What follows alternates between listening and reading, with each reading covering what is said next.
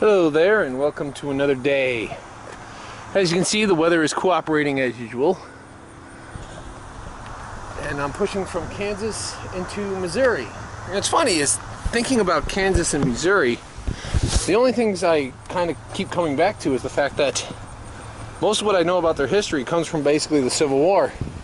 Missouri being that state where the Republicans used some, let's say, unscrupulous tactics in order to keep it in the Union.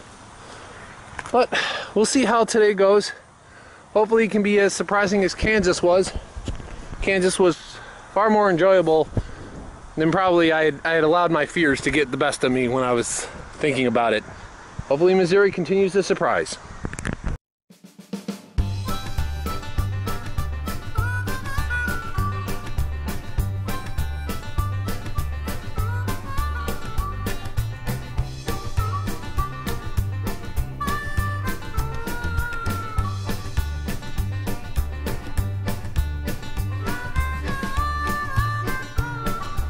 Hello there, and welcome to another motorcycle log. This time we're pushing out from Lawrence, Kansas and headed into Missouri. The first thing, Lawrence, Kansas is right next to Kansas City. As you can see, you pretty much can't avoid it if you're headed east. So you're going to have to go through Kansas City. And there's a secret to going through cities. It's best to do that early in the morning. Early in the morning because you can avoid a lot of the traffic, because you can usually go into areas where they don't have sustained traffic flows, where people aren't using those roads.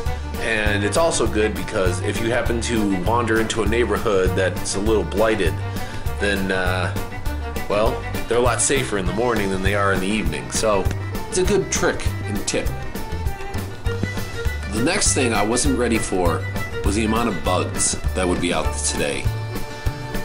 Missouri and Kansas, there were a lot of bugs out. The place was remarkably very green. I guess I should have expected the greenness of the area, but just the sheer lush vegetation with the trees and the grass absolutely surprised me. And a few bugs did manage to get on the camera, and I was unable to notice them in time to get rid of all the film of a bug on it. So please forgive that.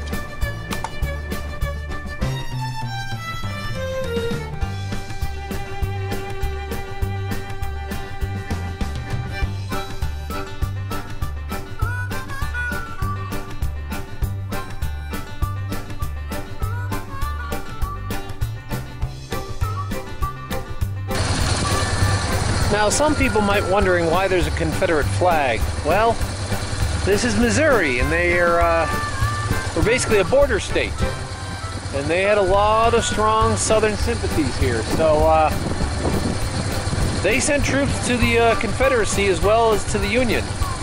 Well, actually, every state sent a regiment to the Union, but the Southern states and even the border states sent troops to the Confederacy. And this was a point where they do have some Confederate roots here.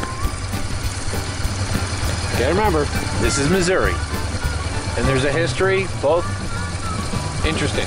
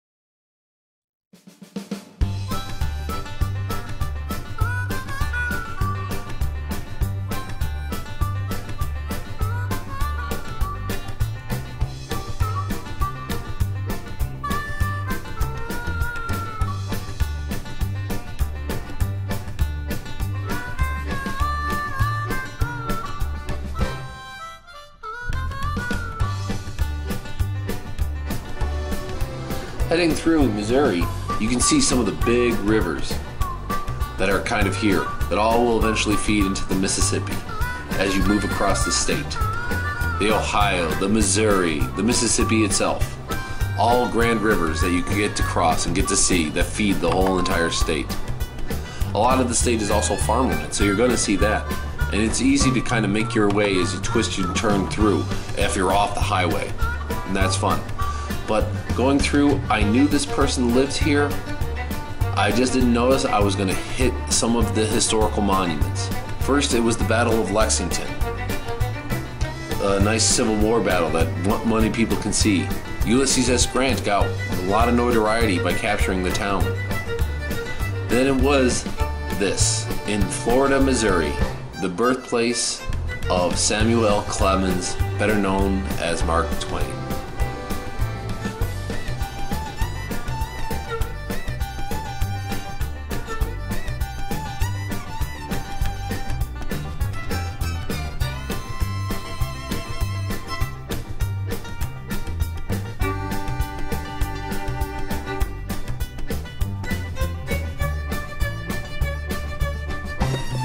Here is the Mark Twain Memorial. It's in Mark Twain Park and holds his house. They moved it they moved it a quarter mile after he was loaned to him, and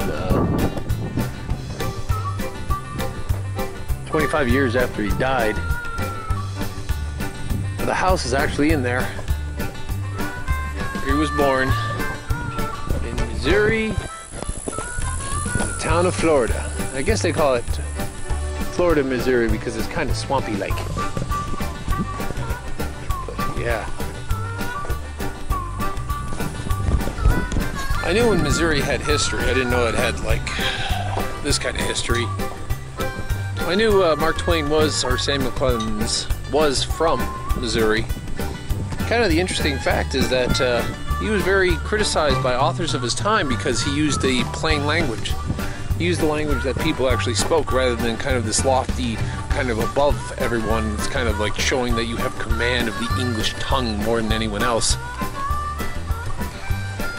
That's probably why he became so popular and why his books continue to live on, because he did kind of dumb down the read, if you will.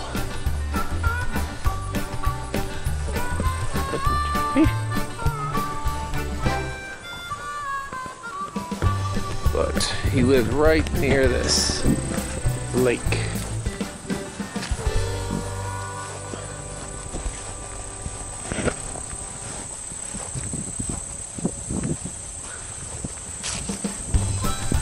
So I knew when I was heading east I was going to bump into a little more history. But hey, I'll take Mark Twain history. Nice breakup from the Civil War that Missouri seems to perpetuate it on me up to this point. And of course there's always Lewis and Clark, who started out in St. Louis.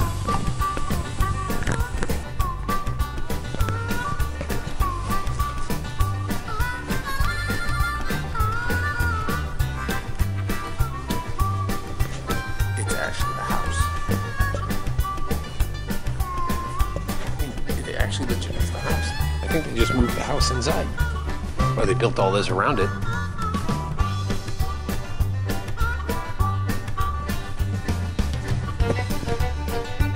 I'm amazed they were able to find so much.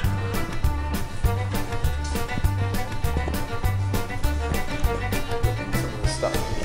Look how worn and how. No.